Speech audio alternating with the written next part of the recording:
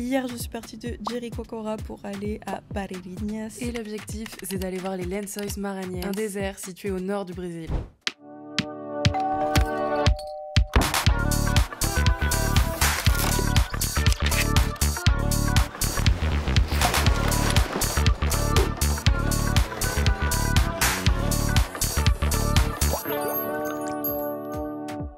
C'est donc parti pour 7 heures de route. Le trajet est quand même passé assez vite. On a traversé des paysages absolument magnifiques. Du coup là c'est mon premier jour, c'est ma première nuit et je suis arrivée à ma pousada hier. Et je vais pas vous cacher, j'ai été déçue. J'avoue que vu de l'extérieur, c'est quand même super sympa. J'ai quand même mon propre hamac perso. Mais je vais vous montrer l'intérieur. On va pas s'attarder dessus, mais en gros, les murs sont assez sales. La chambre aussi, de manière générale, est assez sale. Beaucoup de choses ne sont pas entretenues. Les draps sont troués. Les meubles un peu rongés par l'humidité. Et à l'intérieur, il y a de la rouille. Et ça, pour le coup, je trouve que c'est vraiment pas ouf pour le prix. Mais bon, soit, il y a quand même de très beaux espaces communs. Notamment une petite piscine qui est quand même assez sympathique quand il fait 32 degrés. Et un espace restaurant plutôt mignon avec de très bonne nourriture. La pousada de manière générale reste quand même très charmant. Pour ces vacances j'ai pris un package à 700 € pour 5 jours, ce qui est quand même énorme pour le Brésil. Et dans ce package ça inclut du coup la pousada où je suis avec le petit déjeuner le matin et toutes les activités. D'ailleurs la première commence dès aujourd'hui. J'ai donc enfilé mon ensemble le plus coquette possible et c'est parti. En vrai il y a des trucs un peu fatigants au Brésil, typiquement le retard. On te dit je trop prête à 13h20, il est 13h50. Je suis encore en train d'attendre. Sachant qu'on m'a dit il arrive dans 5 minutes, il y a genre 15 minutes. Mais ils finissent toujours par arriver, donc un 4x4 est venu me chercher, exactement dans le même style que ceux que j'ai pris à Jeri. On part donc découvrir le désert et pour rentrer dans le parc naturel, il faut d'abord traverser une rivière, donc le 4x4 est chargé sur un bateau et c'est une mini traversée qui dure littéralement 5 minutes. Après ça, on a environ 40 minutes de route dans le sable et on est enfin arrivé à destination. Assez triste parce qu'on arrive sous la pluie et ici la pluie c'est littéralement un déluge. C'est pas grave, on va quand même découvrir. Et donc après la traversée de ce joli petit ponton et une mini marche pour atteindre le sommet de la dune. Là c'est clairement l'émerveillement. On arrive sur des dunes à perte de vue, mais surtout on peut observer les premiers lagons et malgré la pluie et le ciel gris, le paysage et les couleurs restent vraiment magnifiques. Ici ça s'appelle le Lagoa Bonita et je précise que les lagons sont actuellement à leur état bas. La période idéale pour les visiter c'est en juillet, mais moi je n'avais pas le choix que de venir au mois de janvier et franchement le paysage ne m'a absolument pas déçu. En période sèche, mais normalement le lagon du coup il est rempli d'eau genre jusqu'à là-bas. Du coup tout ça normalement c'est rempli d'eau. Il faut que je revienne en juillet un jour, mais là c'est quand même vraiment très joli. J'étais quand même littéralement trop heureuse d'être là et j'ai quand même pu profiter au moins un minimum avant qu'on se prenne une énorme averse. Littéralement le déluge. La pluie de janvier remplit le lac de juillet.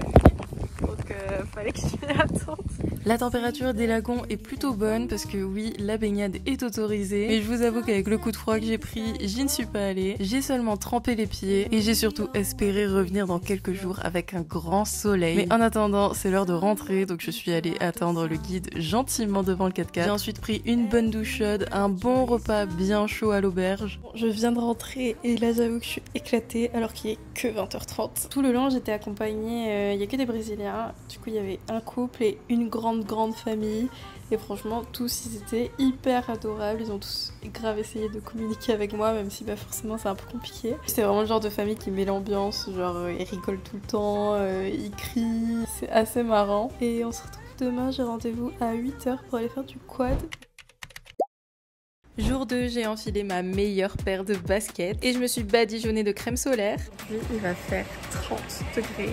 Et normalement il n'y a pas de pluie, donc je pense que ça va être super bien. Je vais faire du quad, on va aller dans les petits Lençóis parce que du coup il y a le gros désert et il y a un mini désert. Du coup je crois qu'on va aller faire un tour dans le petit et du coup il y a moyen que ce soit très joli.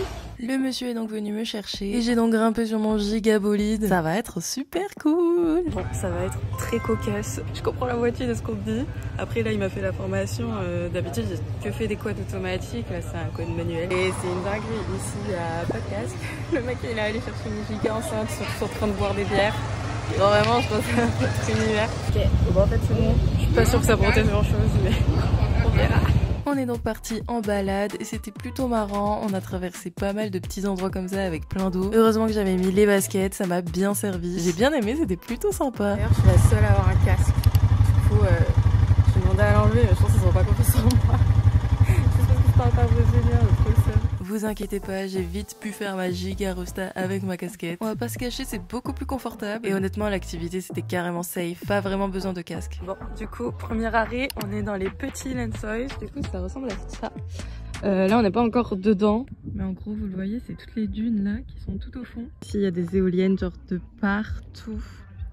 Il y en a vraiment pas mal. Après cette petite pause de 10 minutes, on est reparti. Donc j'ai pas filmé parce que sur le quad c'est un peu galère, mais on a fait un deuxième stop en plein milieu des Lençóis. Et là j'avoue que la météo ça change quand même tout. Dans les petits Lençóis, il y a quand même des petits lagons. Après eux c'est des lagons qui contiennent quand même beaucoup plus d'algues. De toute façon vous le voyez sur la vidéo, mais c'est quand même extrêmement joli. J'ai vraiment adoré cette petite arrêt et ce petit stop. Et même si on est dans les Pequeños Lençóis, on a quand même des dunes à perte de vue et ça c'est vraiment magnifique. Et après, à ma plus grande surprise, on est passé juste en dessous des éoliennes et pour le coup c'est hyper impressionnant, c'est immense, mais surtout le bruit que ça fait, enfin c'est vraiment impressionnant. Là c'est vrai que c'est peut-être mon côté ingénieur qui parle, surtout qu'au milieu de tout ça il y a quand même plein d'animaux qui se baladent en liberté, c'était super sympa. Là on a une petite pause déj et après ça on va repartir, je sais pas trop où on va aller. C'est trop bien.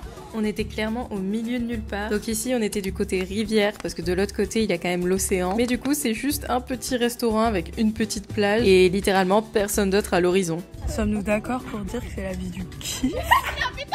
Frinkaipi pour l'occasion. Pour le repas, j'ai décidé de me faire plaisir. J'ai donc commandé un poisson qui était pêché le matin même. Et donc on termine avec une petite balade digestive. Vraiment l'endroit de rêve. Pour le retour, on a emprunté exactement la même route qu'à l'aller. Et dans la vidéo, on dirait pas, mais c'est quand même un trajet qui prend toute la journée. Quand j'ai filmé, il était 15h. Je suis toujours aussi contente de passer au milieu des petites prairies avec plein d'animaux. Vraiment, ma vie, c'est trop mignon. Et juste après ça, on a fait un dernier arrêt. Donc ils appellent ça une piscine naturelle. C'était super calme, il y avait juste nous et un autre groupe et c'était un moment hyper apaisant. La balade est terminée, je me suis fait ramener chez moi telle la bonne princesse que je suis et aujourd'hui j'avais bien envie d'aller voir un coucher de soleil et fun fact, pour accéder au ponton de mon auberge il faut passer par un espace où il y a plein d'animaux dont toutes ces chèvres et quand elles voient une voiture elles deviennent littéralement folles. Il y a des oies, il y a un dindon,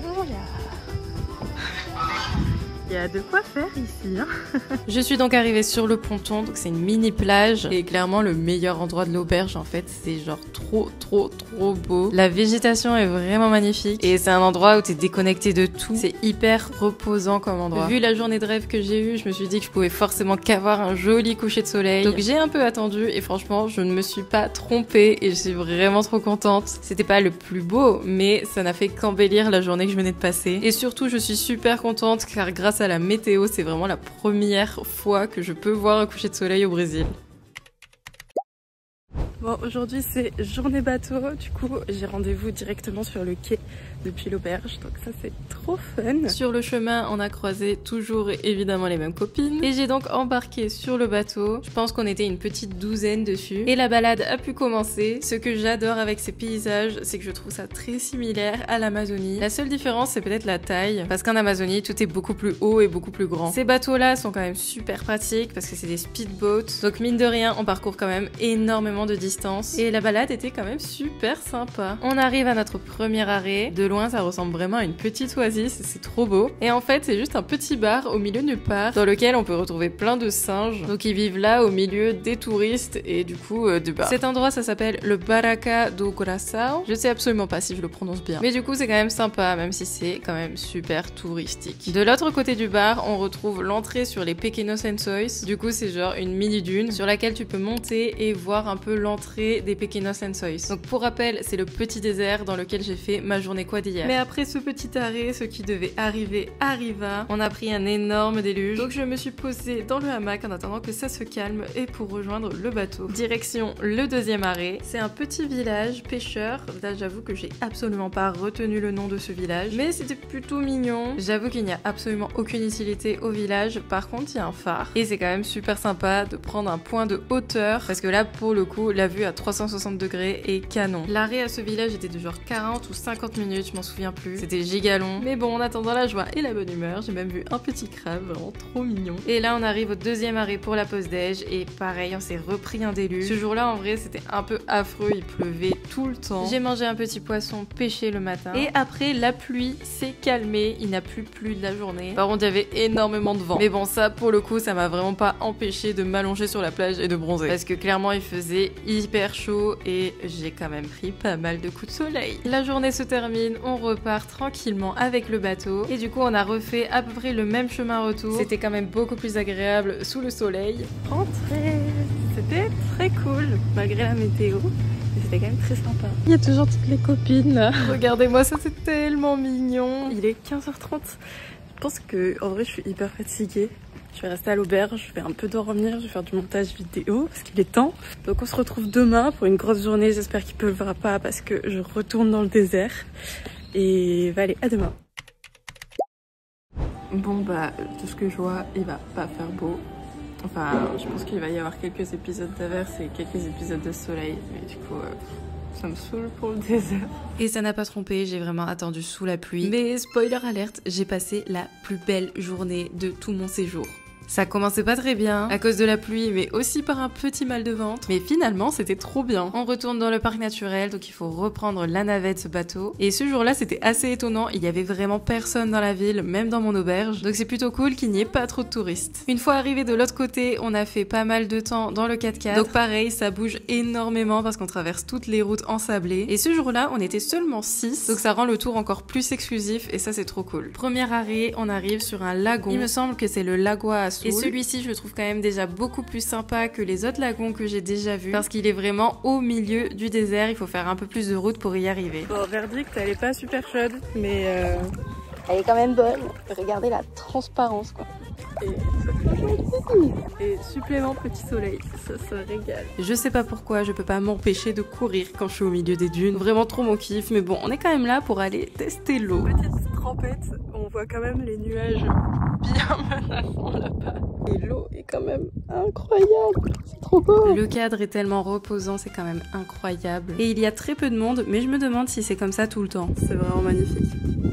C'est déjà magnifique là en janvier, sachant que les lagons sont même pas remplis.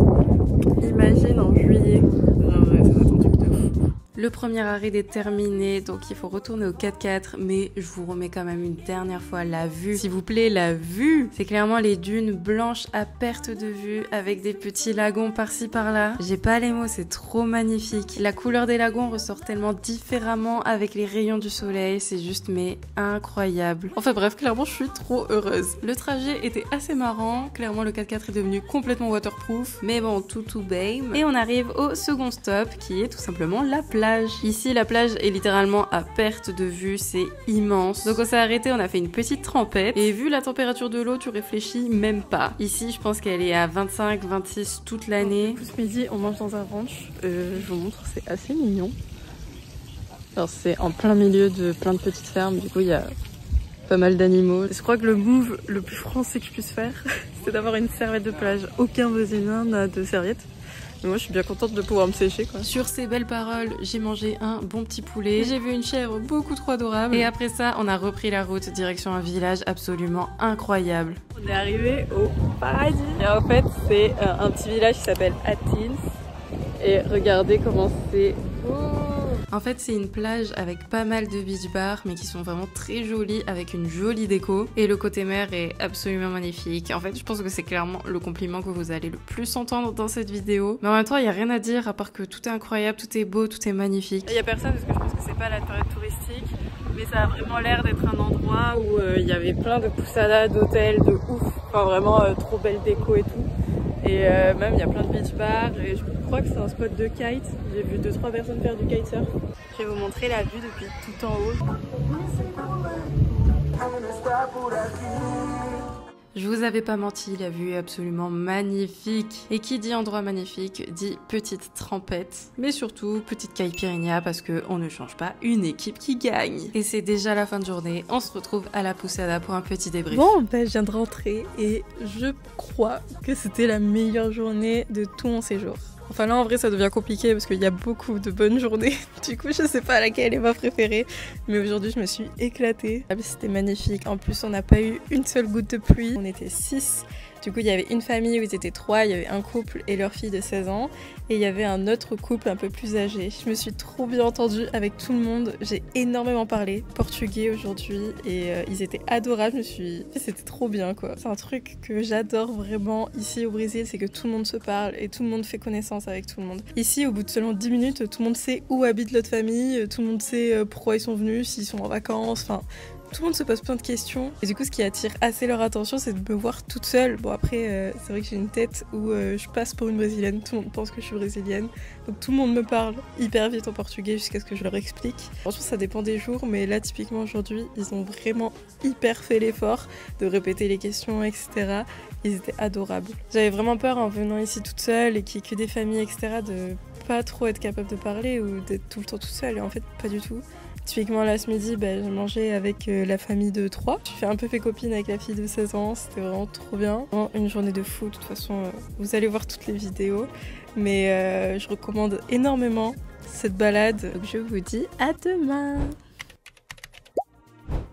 8h, je suis fatiguée. Le chauffeur est venu me récupérer dans un minibus. On est parti super tôt à 8h du mat. Et je sais pas pourquoi, mais je le sentais qu'aujourd'hui ça allait être une journée très nulle niveau météo. Et je me suis pas trompée. 2 heures de route plus tard, on arrive à Santo Amaro. Le premier stop, c'est juste de payer le droit d'entrée parce que c'est un parc naturel. Et après, on monte dans le 4x4, direction les dunes. Du coup, on a fait 4x4 sous la pluie. Mais là, on est arrivé au premier lagon qui est immense. Et en gros, on va rester ici 2 heures. Donc, de ce côté, j'ai trouvé qu'il y avait beaucoup plus de lagons, qui étaient beaucoup plus grands, un peu plus remplis.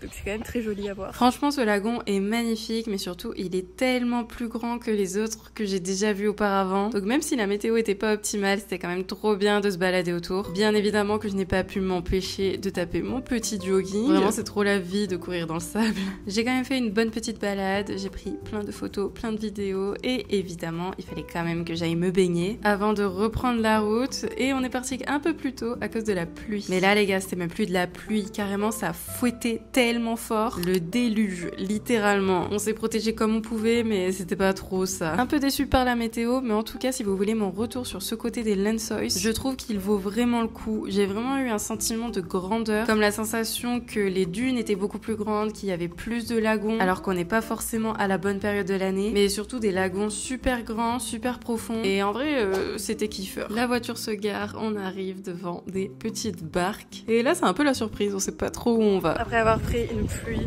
de fou furieux, on est arrivé dans un endroit par contre qui est incroyablement mignon. Genre ici il y a des petits hamacs et tout.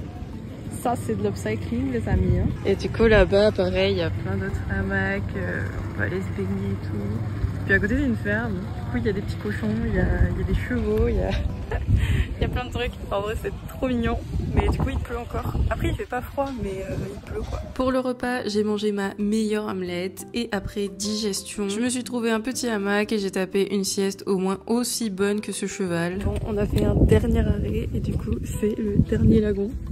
Je pense que je vais voir de tous les Lençóis. On a clairement fini la journée en beauté et je suis tellement reconnaissante d'avoir pu passer toutes ces petites journées dans le désert. J'ai vu des paysages absolument fous, c'était incroyable. Et maintenant, c'est le moment de rentrer à la Pousada. Dernier soir et aujourd'hui, c'était une journée de fou. Juste, la météo n'était pas du tout avec moi. Pour moi, c'était vraiment la plus belle partie des Lençóis que j'ai vue. Franchement, je suis trop contente parce que j'ai réalisé mon rêve de venir ici. Ça faisait 3 ans que je planifiais déjà de revenir dans ce désert un jour et je sais qu'un jour je le ferai à la bonne période. Je pense que de tous les Lençóis, alors même si je suis beaucoup restée à Barreirinhas, ce qui vaut vraiment le coup de voir, c'est la balade à Santo Amaro que j'ai fait. Honnêtement, je saurais pas choisir si j'ai une journée préférée ou pas. Franchement, tout vaut le coup. Seule petite chose que je recommande peut-être moins, c'est la journée bateau. Je trouve que honnêtement, il y a moins cet effet waouh. Mais voilà, du coup là, je fais mes valises et demain je reprends le taxi pour aller à Jeri. On se retrouve donc dans une prochaine vidéo pour le vlog de la semaine 3 et sur ce, je vous fais de gros bisous.